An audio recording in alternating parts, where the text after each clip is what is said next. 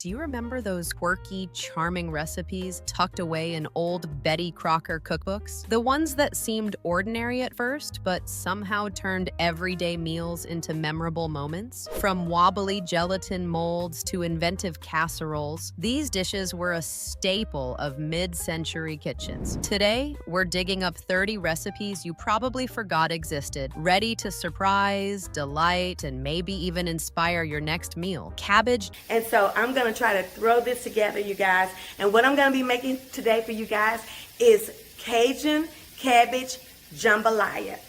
If you've ever stared into your fridge on a Tuesday night, wondering how to turn half a head of cabbage and a few cans from the pantry into dinner, then you've already understood the genius of cabbage jambalaya. This dish, which floated into American kitchens in the 1950s and 60s, was Betty Crocker's idea of borrowing a little Southern spice while keeping things frugal. Of course, New Orleans natives might shake their heads at this Midwestern imitation of jambalaya, but for families trying to stretch their groceries, it was a welcome warm-up. The recipe leaned heavily on cheap, filling ingredients: shredded cabbage, rice, canned tomatoes, and whatever bits of sausage, ham, or ground beef you happened to have around. Sometimes the meat was nothing more than a few slices of hot dog, but with enough seasoning and slow simmering, the result was hearty, steaming, and surprisingly satisfying. In an era when meat was expensive and vegetables needed to pull double duty, cabbage became the unsung hero. It bulked up meals, kept stomachs full, and added that hint of sweetness once it softened down in the pot. Preparation was simple enough that even the most harried homemaker or a teenager pressed into kitchen duty could manage it. Toss the chopped cabbage into a skillet, stir in tomatoes and rice, season it with onion, garlic, and maybe a dash of paprika or cayenne. Then let the mixture bubble away until the rice absorbed the juices. Dinner served straight from the pan. Leftovers often tasted even better the next day, as the flavors had time to meld and deepen, making this humble dish a staple for lunch boxes or quick evening meals. What makes cabbage jambalaya so memorable isn't just its flavor, but its spirit of resourcefulness. It reminds us that great cooking doesn't always require exotic ingredients or expensive cuts of meat. It also speaks to the communal, family-centered kitchens of the era, tables where everyone pitched in, recipes were adapted on the fly, and creativity often meant the difference between a satisfying meal and a missed dinner. In today's world of meal kits and trendy fusion bowls, this humble casserole feels almost revolutionary, proof that comfort, creativity, and thrift can happily share the same plate. Its charm lies not only in taste, but in the nostalgia it carries, connecting us to a time when a simple skillet, a few cans, and a bit of imagination could feed both body and heart. Ham and banana hollandaise. Hello everybody.